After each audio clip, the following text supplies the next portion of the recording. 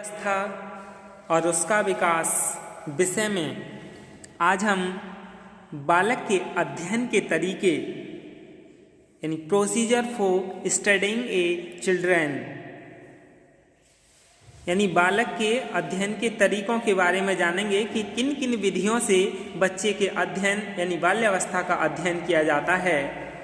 वैसे तो कई सारी विधियां हैं जिनका अध्ययन हम कई सारी विधियों से करते हैं, जैसे निरीक्षण पद्धति, साक्षात्कार विधि, व्यक्ति इतिहास विधि, प्रश्नावली और सूची विधि और यानी सोशियोमेट्री यानी समाजमिति विधि। तो ये सभी क्या हैं, बालक के अध्ययन के तरीके वाली विधियां हैं। लेकिन हम बीएड प्रथम वर्ष में पाठ्यक्रम के अनुसार 3 ही बालक के अध्ययन की पद्धतियां यानी विधियों के बारे में पढ़ेंगे। निरीक्षण पद्धति यानी ऑब्जर्वेशन मेथड, जिसे हम 2 नामों से जानते हैं, बहिर्दर्शन विधि भी इसे कहते हैं और अवलोकन विधि भी कहते हैं।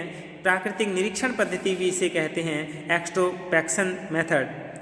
दूसरा है साक्षात्कार विधि यानी इंटरव्यू।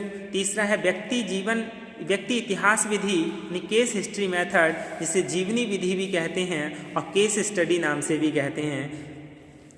तो सबसे पहले हम निरीक्षण पद्धति के बारे में जान लें कि निरीक्षण पद्धति क्या है।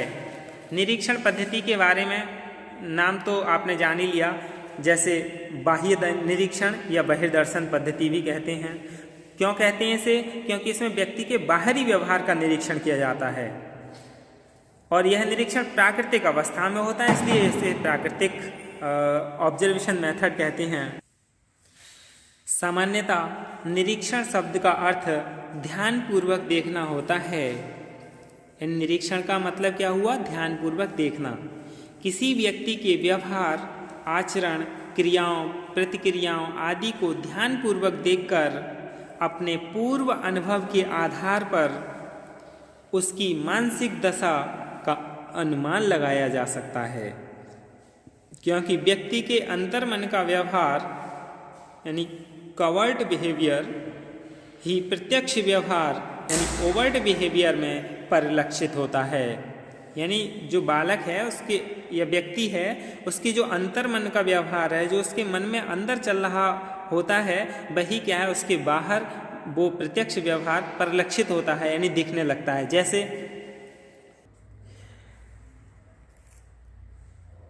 जैसे किसी व्यक्ति को मुस्कुराता देखकर हम जान लेते हैं कि वह प्रसन्न है, आंसू बहाते देखकर उसे दुखी समझ लेते हैं और पूर्व अनुभव के आधार पर हम क्या है ये सब कुछ जान लेते हैं। क्रोध के समय आंखें लाल हो जाती हैं तो भौहें तन जाती हैं। क्रोधित व्यक्ति जोर जोर से बोलने लगता है और हाथों को इधर उधर फेंकने लगता है। यदि कोई व्यक्ति इस प्रकार का व्यवहार करता है तो हम यह समझ लेते हैं कि वह व्यक्ति क्रुद्ध है। इसलिए निरीक्षण अथवा बहिर्दर्शन पद्धति वह पद्धति है जिसमें व्यक्ति के बाह्य व्यवहार को ध्यानपूर्वक देखकर पूर्व अनुभवों के आधार पर उसके अंतर्मन का पता लगाया जाता है। इसे कॉलसैनिक ने 2 प्रकार का बताया है निरीक्षण का, औपचारिक और अनौपचारिक। औपचारिक यानी फॉर्मल और अनौपचारिक यानी इनफॉर्मल। वैसे जो औपचारिक होता है उसमें सही ढंग से निरीक्षण नहीं किया जा सकता। जैसे हमने किसी को बता दिया कि भी आपका निरीक्षण होगा तो वहाँ व्यवस्था पहले से ही चाक चौबंद की जा सकती हैं। और जो अनौपचारिक पद्धति निरीक्षण पद्धति है, ऑब्जर्वेशन है, तो इसमें क्या है वह उसे पता नहीं होता है कि उसका कोई अवलोकन कर रहा है। यानी जैसे जो कक्षा है या स्कूल है उसमें जो भी एक्टिविटी हो रही हैं उसके बारे में क्या है कोई दूर व्यक्ति बैठकर अच्छे से उनका ऑब्जर्वेशन कर सकता है यदि किसी को पता ना होता। और यदि पता हो तो क्या है पूरी क्लास और पूरा कॉलेज क्या है एकदम से व्यवस्थित हो जाता है। इसलिए जो सबसे अच्छी पद्धति है वो अनौपचारिक तरीके से अवलोकन करना ही अच्छा होता है।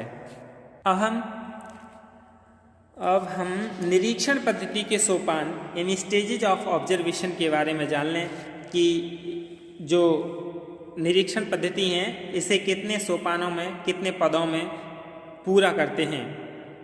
इसे 4 सोपान में पूरा करते हैं।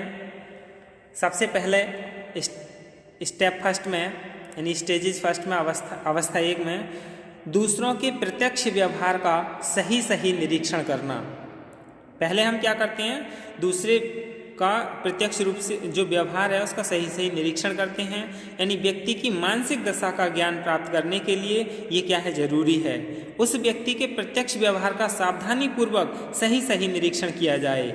इसलिए इस पद्धति में सबसे पहले उस व्यक्ति के व्यवहार का सावधानी पूर्वक निरीक्षण करना है जिसकी मानसिक दशा का पता लगाया जा सकता है।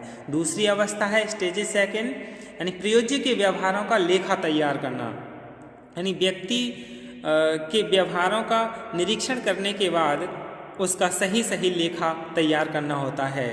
फिर है स्टेजेस सेकंड यानी स्टेप थर्ड, अवस्था थर्ड में प्रेक्षित व्यवहारों की व्याख्या और विश्लेषण करना।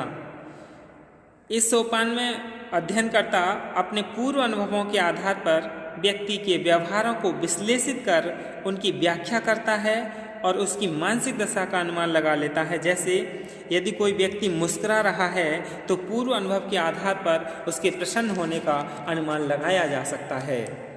और चौथा स्टेप है सामान्यीकरण करना, यानी इस पद्धति का अंतिम सोपान यही है, जनरलाइजेशन करना। एक ही मानसिक प्रक्रिया के लिए अनेक व्यक्तियों के व्यवहार का निरीक्षण, विश्लेषण और व्याख्या करके सामान्य नियम निकाल लेते हैं। सामान्यीकरण वैज्ञानिक पद्धति का प्रमुख सोपान है जिसके द्वारा वैज्ञानिक सिद्धांत एवं नियम बनाए जाते हैं। इस प्रकार निरीक्षण पद्धति को वैज्ञानिक पद्धति भी कहा जाता है। अब हम अवलोकन विधि के गुणों के बारे में जान लें कि अवलोकन विधि के क्या क्या गुण हैं। ये जो अवलोकन विधि है ये वस्तुनिष्ठ और अवैयक्तिक विधि है, यानी वैयक्तिक नहीं है। इस पद्धति में यानी ये वैज्ञानिक पद्धति भी है।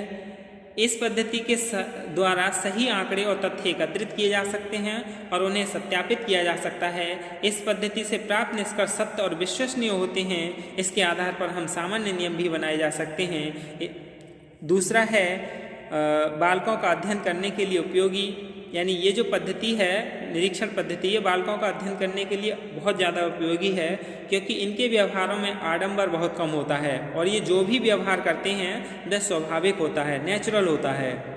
इस प्रकार बालकों को की सही मनोदशा का पता लग जाता है जिसके आधार पर विभिन्न शैक्षिक समस्याओं का समाधान ढूंढा जा सकता है। फिर है लचीलापन यानी फ्लेक्सिबिलिटी। ये काफ़ी सरल और सस्ती विधि भी है अवलोकन विधि। यह काफ़ी लचीली भी है, इसे विभिन्न परिस्थितियों में प्रयोग किया जा सकता है। इस पद्धति के द्वारा सामूहिक रूप से व्यक्तियों, छात्रों आदि की मनोदशा का अध्ययन किया जा सकता है। फिर है सभी प्रकार के प्राणियों के अध्ययन के लिए उपयोगी, यानी इस पद्धति के द्वारा सामान्य तथा असामान्य शिशु, बालक, किशोर, वयस्क एवं प्रौढ़ सभी का अध्ययन किया जा सकता है। इस पद्धति में बाह्य व्यवहारों और शारीरिक क्रियाओं का निरीक्षण करते हैं जो कि मानसिक क्रियाओं की ही अभिव्यक्ति है। इस प्रकार सभी प्रकार के प्राणियों की मानसिक क्रियाओं का ज्ञान प्राप्त किया जा सकता है। पांचवा है शिक्षा के फिर है शिक्षा के उद्देश्यों, पाठ्यक्रम आदि में परिवर्तन, यानी विद्यालय में शिक्षक, निरीक्षक तथा प्रशासक समाज की दशाओं का निरीक्षण करके समय की मांगों के अनुसार विद्यालय और शिक्षा के उद्देश्यों, शिक्षण विधियों और पाठ्यक्रम में परिवर्तन करते हैं। और ये किसी ने कहा भी है, निरीक्षण के परिणाम स्वरूप प्राप्त होने वाली खोजों के आधार पर विद्यालयों में अनेक वांछनीय परिवर्तन किए जाते हैं। इसके दोष अवलोकन विधि के यानी डिमेरिट्स, यानी प्रयोज्यों का अस्वाभाविक या दिखावटी व्यवहार भी क्या इसकी कमी है। जैसे निरीक्षण का आभास मिलते ही वह अपने व्यवहार में परिवर्तन कर लेता है, वह अपने दोषों को छिपाने के लिए कृत्रिम व्यवहार करने लगता है जिससे वास्तविक मनोदशा का पता लगाना कठिन हो जाता है। फिर है एक ही व्यवहार कई मानसिक दशाओं का प्रतीक होना। कभी कभी एक ही व्यवहार कई मानसिक दशाओं का भी द्योतक होता है, इसलिए उस व्यवहार की सही व्याख्या नहीं की जा सकती। जैसे आंखों में आंसुओं को देखकर स्पष्ट रूप से ये नहीं कह सकते कि यह व्यक्ति प्रसन्न है या दुखी है, क्योंकि अधिक प्रसन्नता में भी क्या है, आंसू निकल आते हैं। फिर है व्यवहार का अस्पष्ट होना, यानी कभी कभी व्यक्ति का व्यवहार इतना अस्पष्ट होता है कि उससे सही मानसिक स्थिति का पता लगाना कठिन हो जाता है। जैसे कहीं कहीं सहमति व्यक्त करने के लिए ध्वनि तथा मुख मुद्रा लगभग वैसी ही होती है जैसी कि अन्य स्थानों पर असहमति व्यक्त करने के लिए होती है। अपने समान दूसरों को समझना, यानी कभी निरीक्षणकर्ता प्रेज्य को अपने समान समझने लगता है जिससे उसके व्यवहार की सही व्याख्या नहीं हो पाती है। फिर पक्षपातपूर्ण व्यवहार, यानी जब कोई व्यक्ति दूसरे व्यक्ति का निरीक्षण करता है तो निरीक्षणों में पक्षपात आ जाता है, फलस्वरूप सही निरीक्षण नहीं हो पाता। यह सामान्य अनुभव की बात है कि किसी व्यक्ति को अपने प्रियजनों की ना तो कमियां दिखाई देती हैं और न शत्रु की अच्छाइयाँ। इस प्रकार प्राप्त निष्कर्षों में आत्मनिष्ठता आ जाती है। ये क्या इस विधि की अवगुण हैं। अब हम इसके निष्कर्ष जान लें। इसमें इसका निष्कर्ष क्या निकलता है निरीक्षण पद्धति का, यानी निरीक्षण पद्धति में भले ही दोष हों फिर भी यह शिक्षकों और मनोवैज्ञानिकों के लिए महत्वपूर्ण पद्धति है। निरीक्षण को वस्तुनिष्ठता प्रदान करके इस पद्धति को और भी उपयोगी बनाया जा सकता है। जैसे निरीक्षक प्रशिक्षित होना चाहिए, यानी इसका जो प्रयोग करने वाला है वो कैसा होना चाहिए, ट्रेंड होना चाहिए। निरीक्षण की निश्चित योजना पहले से तैयार कर लेनी चाहिए। निरीक्षणों को या तो पूर्व निर्धारित सूची पत्र लिखते रहना चाहिए या मौखिक होने पर टैप रिकॉर्डर में टेप कर लेना चाहिए। व्यापक दृष्टिकोण से सावधानीपूर्वक निरीक्षण करना चाहिए। निरीक्षण करते समय पूर्व धारणाओं को दूर रखना चाहिए। यानी ये सब क्या हैं, इस निरीक्षण जो पद्धति है, निरीक्षण विधि है, इसको वस्तुनिष्ठ बनाने के लिए इतनी सारी चीज़ों का अच्छे से प्रयोग करना चाहिए। क्रो ने भी अपना मत दिया है निरीक्षण पद्धति के विषय में कि सतर्कता से नियंत्रित की गई दशाओं में भली भांति प्रशिक्षित और अनुभवी मनोवैज्ञानिक या शिक्षक अपने निरीक्षण से छात्र के व्यवहार के बारे में बहुत कुछ जान सकते हैं। यानी यही क्या है, निरीक्षण पद्धति है। और निरीक्षण पद्धति कैसी है, मनोवैज्ञानिक यानी वैज्ञानिक विधि है। धन्यवाद।